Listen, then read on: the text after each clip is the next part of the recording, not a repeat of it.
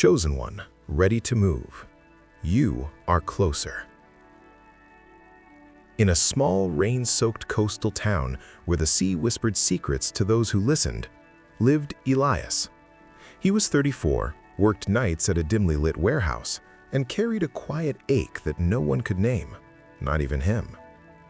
Every morning at 5:47 a.m., the same dream jolted him awake. Golden light pouring through cracks in a stone wall, a voice like distant thunder saying only 3 words, "You are closer." Then, silence. He would sit on the edge of his bed, heart racing, staring at the peeling wallpaper, wondering why the universe seemed to speak to him alone. Elias had never felt special. Childhood had been ordinary hardship, absent father, overworked mother, schoolyard taunts about his too quiet nature. Adulthood brought more of the same. Dead-end jobs, broken relationships, nights spent scrolling through motivational videos that promised breakthroughs but delivered only temporary fire. Yet something inside him refused to fully surrender. A stubborn ember that would not die. One October evening, after a particularly exhausting shift, he walked the empty pier instead of going straight home. The wind was sharp, carrying salt and something heavier, almost like anticipation. He stopped at the very end, where the wood gave way to black water, and for no reason he could explain, he spoke aloud. "If I'm meant for more than this, show me." The words felt foolish the moment they left his lips, but then the sky answered. A single star, brighter than any he had ever seen, seemed to detach itself and fall slowly toward the horizon. Not a meteor, it moved with deliberate grace. Elias watched, frozen, as it hovered just above the waves, pulsing once, twice, 3 times, then vanished. He laughed at himself, called it coincidence, and went home. But sleep would not come. That night the dream returned, clearer than ever. This time the voice continued. "Chosen one, ready to move. You are closer. Only chosen ones hear this now." He woke gasping. The next weeks blurred into strangeness. Synchronicities arrived like arrows. The same 3 numbers, 1111, 444, 777, appeared on clocks, receipts, license plates. Strangers began speaking to him in bookstores and coffee shops with sentences that felt scripted. "You're almost there. The wait is ending. Trust the pull." Old wounds, betrayals, failures, shame resurfaced not to hurt him, but to be healed. Each time he faced one honestly, something inside him lightened, as though weight he had carried for decades was being peeled away layer by layer. Then came the test. One freezing Tuesday, his mother called. She was sick, really sick. The doctors used careful words, advanced, aggressive, limited options. Elias had no savings, no insurance, barely enough to cover rent. The warehouse laid off half the staff that same week. He stood in the kitchen staring at the eviction notice that had arrived that morning, feeling the whole world pressing down. He wanted to scream at the sky. "You said I was closer. You said ready to move. This is closer to what? Ruin?" But instead, he dropped to his knees on the cracked linoleum and whispered, "I don't understand, but I choose to trust anyway." Something shifted. The next morning, a former coworker he hadn't spoken to in 7 years messaged him out of nowhere. "Hey man, I started a small logistics company. Need someone reliable for night dispatch. Pays decent, benefits start day 1. You interested?" Elias took the job. 2 weeks later, a specialist his mother had been waitlisted for suddenly had a cancellation, and the new treatment protocol was experimental but showing remarkable early results. Covered partially by a foundation Elias had never heard of. None of it made logical sense, yet it kept happening. As winter turned to spring, Elias began to understand. The closer wasn't about arriving at a destination, it was about alignment. Every time he chose faith over fear, honesty over hiding, service over self-pity, the path cleared a little more. The universe wasn't moving mountains for him, it was moving him into position so the mountains could part naturally. One humid evening in late May, Elias walked the same pier again. This time the star returned, brighter, closer. It hovered directly above him, and for the first time, he felt no fear, only recognition. The voice came not from the sky, but from inside his own chest. You were always the chosen one, not because you were perfect, but because you refused to stop listening even when everything told you to give up. The move is not a single step. It is the 1,000 small surrenders that brought you here. You are no longer approaching your purpose. You are standing in it. Tears streamed down his face, not from sadness, but from the sudden, overwhelming certainty that every lonely night, every unanswered prayer, every moment he thought he had been forgotten, had been the exact opposite. He had been watched, guided, prepared. And now, only now, was he ready to truly move. Elias looked out at the endless sea and whispered back, "I am ready." The star pulsed once more, soft, approving, then merged with the others in the sky, no longer separate, but part of something far greater. From that night forward, Elias no longer chased signs. He became one. And somewhere in towns and cities across the world, other quiet souls with stubborn embers in their chests suddenly looked up at the same moment, felt the same pull, and heard the same gentle thunder. Chosen one, ready to move. You are closer. Only chosen ones hear this now. If you're reading this story right now and something inside you is stirring, know this: it is not coincidence. It never was. You are closer than you think. Ready to move? Then move. The path has been waiting for you to finally believe you're worthy of walking it. In the misty embrace of a forgotten coastal town named Whisper Bay, where the Atlantic Ocean crashed eternally against jagged cliffs like a heartbeat refusing to fade, lived a man named Elias Thorne. At 34 years old, he was a shadow of what he might have been. Tall but stooped from years of heavy lifting, with eyes the color of storm clouds and a quiet demeanor that made others overlook him. By day, he slept fitfully in a cramped apartment above a fish market, the scent of brine seeping into his dreams. By night, he toiled in a sprawling warehouse on the outskirts of town, stacking crates of imported goods under flickering fluorescent lights that buzzed like trapped insects. Elias's life was a monotonous rhythm, punctuated only by the ache of unfulfilled potential. His childhood had been a patchwork of hardships: a father who vanished when Elias was 7, leaving behind only a faded photograph and a legacy of silence; a mother who worked double shifts at the local diner, her hands calloused from scrubbing plates, her smiles rare and fleeting. School had been no refuge. Bullies targeted his introspective nature, calling him Ghost Boy for his habit of staring out windows, lost in thoughts he couldn't articulate. Adulthood offered little reprieve, a string of failed relationships where partners grew frustrated with his emotional walls, and jobs that paid just enough to survive but never to thrive. Yet deep within Elias burned a stubborn ember, a faint, inexplicable conviction that he was meant for something more.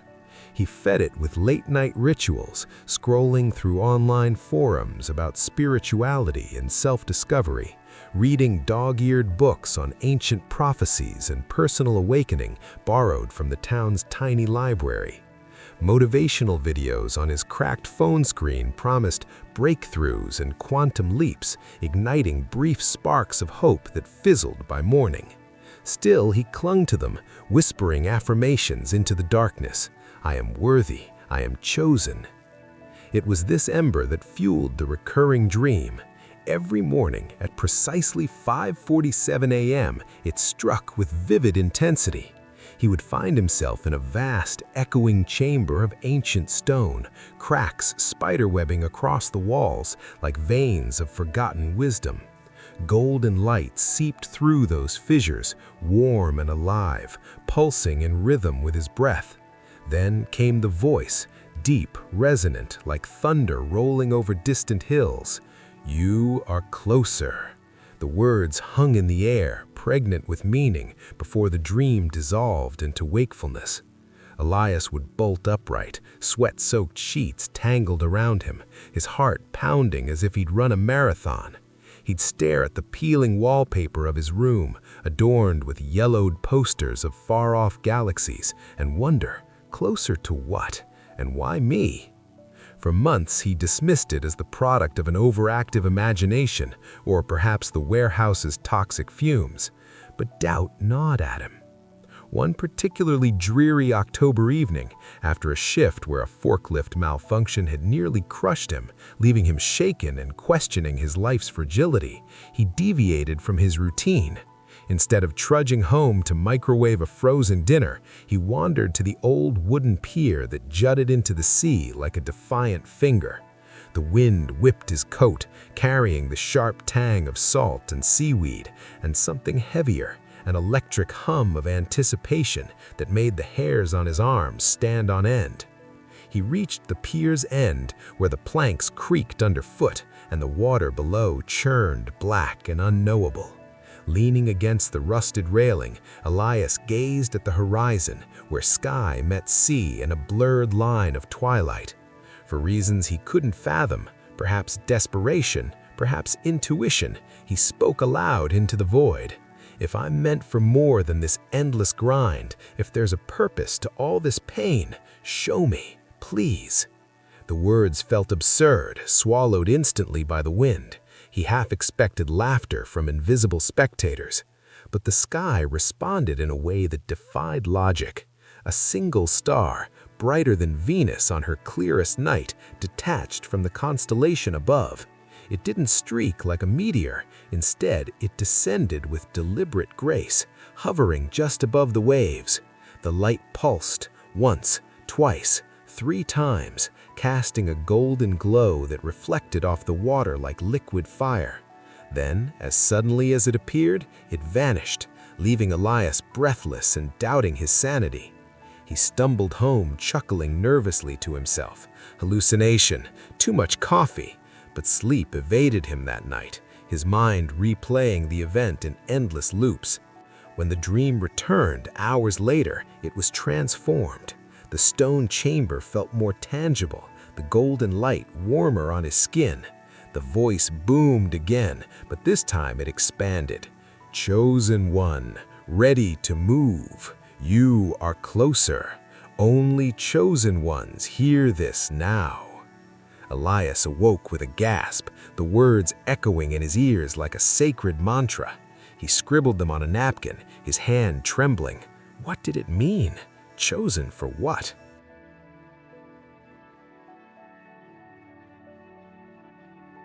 The following weeks unfolded like a tapestry woven by unseen hands, threads of synchronicity pulling Elias into a new reality.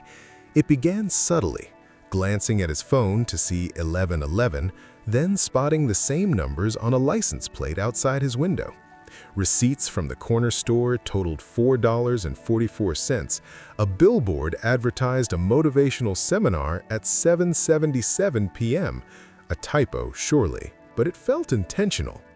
These numerical winks, 1111 for awakening, 444 for protection, 777 for divine guidance, piled up, each one chipping away at his skepticism. Strangers entered the fray, delivering messages that felt scripted from some cosmic play. In a dusty bookstore, an elderly woman with silver hair and kind eyes handed him a book on spiritual journeys, saying, unprompted, "You're almost there, dear. The veil is thinning."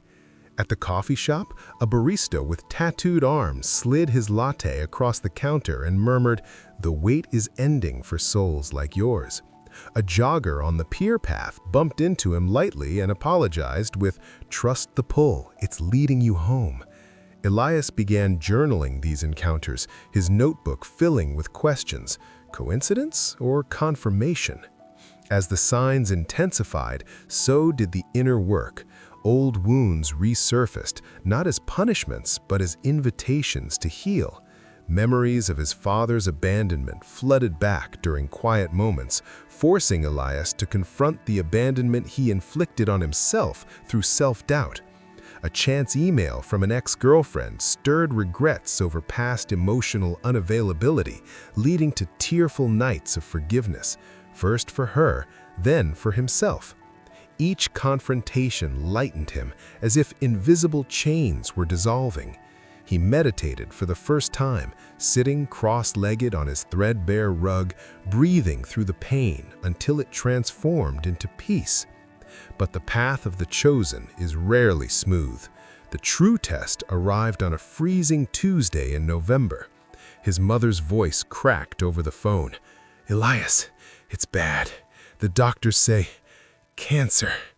Advanced." She detailed the prognosis: aggressive tumors, limited treatment options, a timeline measured in months. Elias's world tilted. He had no savings. His meager warehouse pay barely covered his own bills. That same afternoon, his boss called a meeting. Economic downturn, half the staff laid off, effective immediately. Returning home, he found an eviction notice taped to his door, rent overdue by 2 weeks.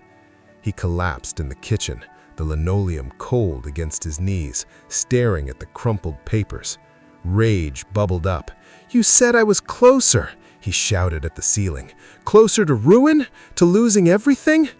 Tears streamed down his face, mixing with the frustration of years. But in the depths of that despair, a whisper emerged, the ember flaring brighter. He dropped to his knees fully, hands clasped. "I don't understand this path, but I choose to trust anyway. Show me the way through." The shift was almost immediate, though subtle at first. Sleep came that night, dreamless and restorative. The next morning, his phone buzzed with a message from Marcus, a former co-worker he hadn't spoken to in 7 years. "Hey, Ellie, long time. I started a logistics firm, small but growing.